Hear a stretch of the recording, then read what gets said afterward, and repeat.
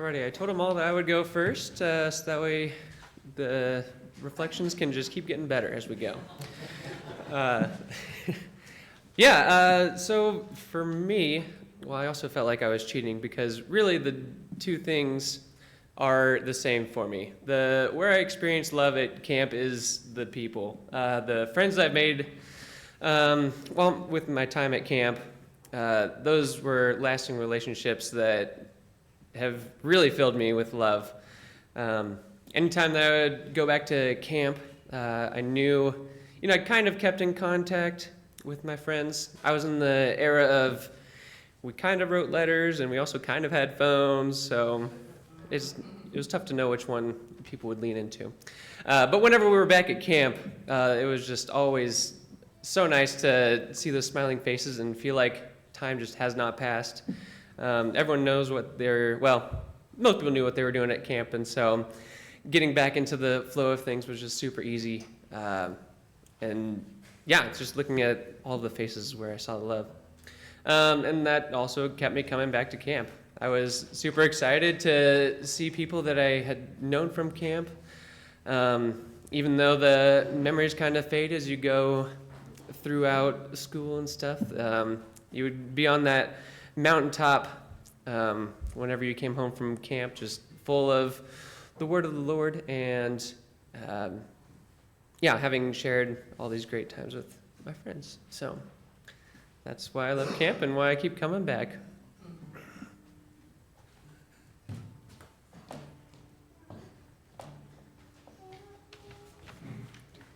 All right, a quick background of my camp experience. I grew up going to Camp Meniscaw most summers, which is actually where I met Seth for the first time, although it was only in passing. We didn't actually talk to each other. And then in college, one of my good friends, Natalie Graber, encouraged me to come with her for a summer at Rocky Mountain Mennonite Camp as a summer staffer. So I ended up being a summer staffer at Rocky Mountain for the summers of 2021 and 2022. So for my reflection, I'll be focusing on Rocky Mountain, partially because it's the freshest in my memory, and then also because we have 3 Camp Meniscaw reflections as well. But I love Camp Meniscaw. Rocky Mountain differs from Meniscaw drastically in a few ways. First of all, because it's in the heart of the Rockies, campers have to travel from all over the U.S. to get there. It also sits somewhere above 9,000 feet above sea level on Pikes Peak's massive, if you've not been there. So a really beautiful location. You can see a picture from Rocky Mountain up on the screen. So with this travel distance and the newness of the altitude comes adjustment to a new climate, and at times campers and staffers alike can feel a great sense of isolation. In watching campers work through this newness together, I have seen love. When the thunder of a sudden storm cracks off the side of the mountain in the middle of the night, I've heard campers earnestly try to comfort one another and help each other through fear, even though they've only just met. When walking uphill to one's cabin requires frequent stops due to the high altitude, I have seen campers encourage one another and laugh at how hard it has become to do an everyday task. At camp, it seems as if timid friendships grow so much quicker than normal due to this close proximity, as well as the shared burden of quick adaptation. Another unique aspect of camp at Rocky Mountain is that each morning, campers choose a hike they would like to go on. These morning hikes are what solidified my love of Rocky Mountain Mennonite Camp. They provide an opportunity for campers to silently reflect for a few hours, if they would choose to do so. But most often, these hikes are spent in conversation until the awe-inspiring destination is reached.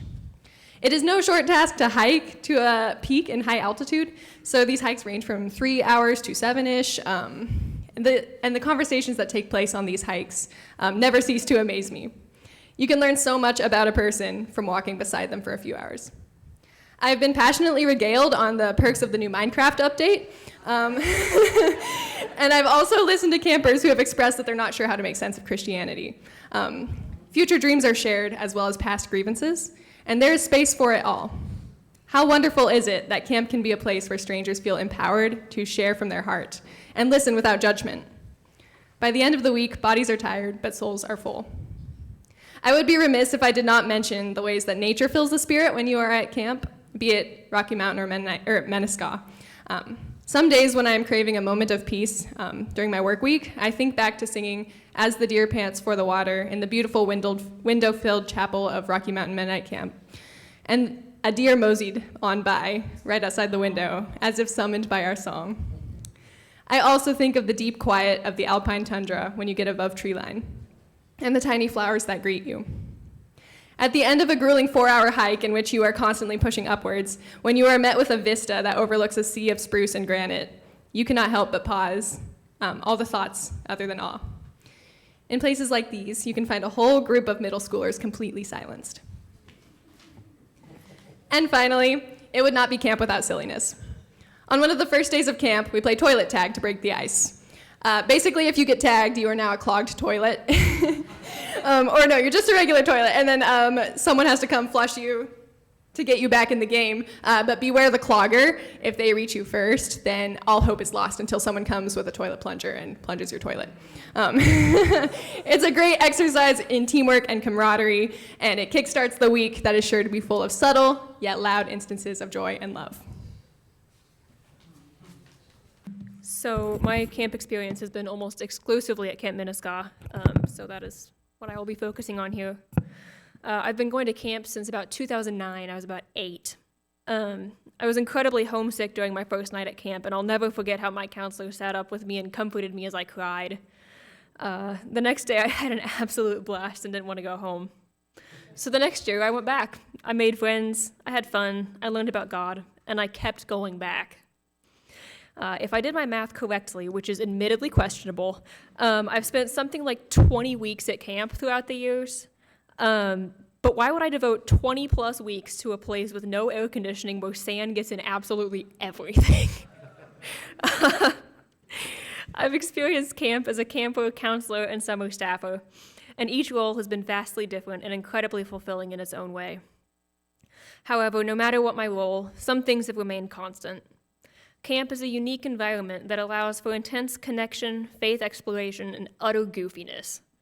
The camp week offers a time to worship and explore faith outside of a conventional church setting, and an opportunity to look at faith in a new way. This has been incredibly helpful to me over the years in navigating questions about what I believe and what faith means to me and exploring my relationship with God.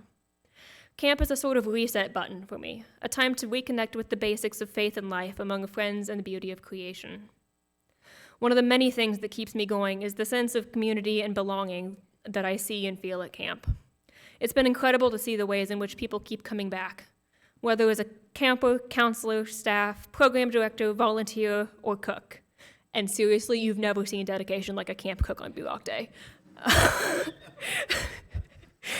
Each return to camp is an act of love for this place about which we all care so much, and for the community that so many find here. Another reason I keep going back to camp is that the campers never cease to amaze me. An illustrative example of this is from Junior High 1 in 2023. The camper group was so small that week that only 1 north and 2 south cabins were used. Having such a small group of campers meant that I was able to spend a lot more time with each camper, and I really appreciated that. At the beginning of the week, several of the staffers were a bit worried about the north cabin all getting along. About midweek, I was on camper watch during the daily staff meeting, and I happened to overhear a somewhat tense conversation between some campers from the north cabin about some boy drama, and started to walk over, trying to decide how to best intervene before someone's feelings got hurt. But I didn't have to. I watched as the campers, unprompted, called an informal cabin meeting, circled up outside the shelter, and calmly talked it out. By the end of the week, I heard them describe each other as like sisters. It was incredible to watch those relationships form throughout a single week of camp, especially during, the preteen years, which is notoriously a turbulent time. Camp has played an integral role in my understanding of who God is and what it means to be a Christian. I've had my doubts, questions, and uncertainty, especially in the last few years. While camp hasn't given me all the answers, through listening, conversation, and observation, I've been able to reaffirm over and over again that God is love. I've never been one to pray much, but as a summer staffer, I would often find myself simply thinking, oh God, when I was having a hard day. Somehow that simple prayer gave me comfort in those moments, much more than mentally swearing at everything as I often otherwise do. That prayer has stayed with me, that kind of shift from, God, to, oh, God. Maybe it's that I'm more intentional about being aware of God, but I've seen and felt God's love and presence at camp in ways I could never imagine. And I know it's not just me. There were a few days when I was weeding by the whale during input. The whale is a whale-shaped play structure that is used for many things. So there were many days when I was weeding by the whale doing input, and cabin groups came out to the whale and to discuss questions or do some sort of activity. And I loved hearing their engagement in those conversations, as well as the encouragement and affirmation they received from their counselors. I heard many campers being excited and intrigued by the application of scripture during nature sessions that summer. Campers were often asked to share about which fruits of the Spirit they related to and struggled with, as that was our theme for the summer, as well as where they had experienced God and or the fruits of the Spirit throughout the day. And I was always amazed at the variety of answers. One camper saw God in a raccoon, another noticed how kind and accepting everyone at camp was. Another was reminded that they don't tell their sister they love her enough, which was followed by a seat switch so the siblings could hug, which is one of my favorite campfire moments of all time. It was just the sweetest. I saw and heard campers getting excited about God and exploring and sharing their faith in healthy ways. That gives me hope for these campers and their communities, and it helps me to believe in God again. And, of course, I go back to camp because it's fun. I've got countless stories to illustrate this one, everything from hilarious camper quotes, ask me sometime about the grape juice story, to corn, everything, to relocating dining tables. I've always found community, healing, and a place to be authentically me at Camp Minnesota. It is truly a special, special place.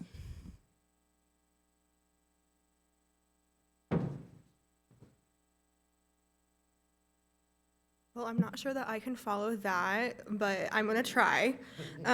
So I'm Jenna Baldwin, and I have been attending camp about the same amount of time as Edel, maybe a little bit longer, but yeah. So I've been going to camp most of my life. So as you can tell, it's all a very special place to all of us.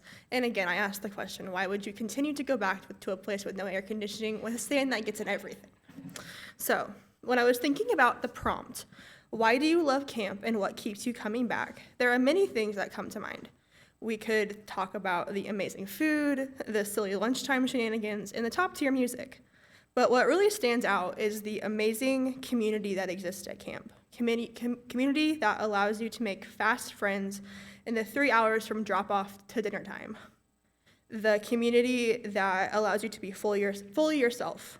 From the increasingly silly moments, such as the lunchtime skits, the lizard wedding at the whale, or singing time, while I felt this community innately as a camper, I found it even more powerful as a counselor. As Steph mentioned, much of the camaraderie of campers, and even in difficult situations, whether this is banding together to bargain for a later bedtime, longer free time, midnight swim, homesickness, it really has been impactful for me to go back as a counselor because it allows me to support campers in a way that I was supported as a camper. So being able to show young people why I love the place that I love and being able to give that back to younger people. So like we said in the beginning, if you're looking to come to camp, have been to camp, just think of all of the wonderful and amazing memories that we all have there.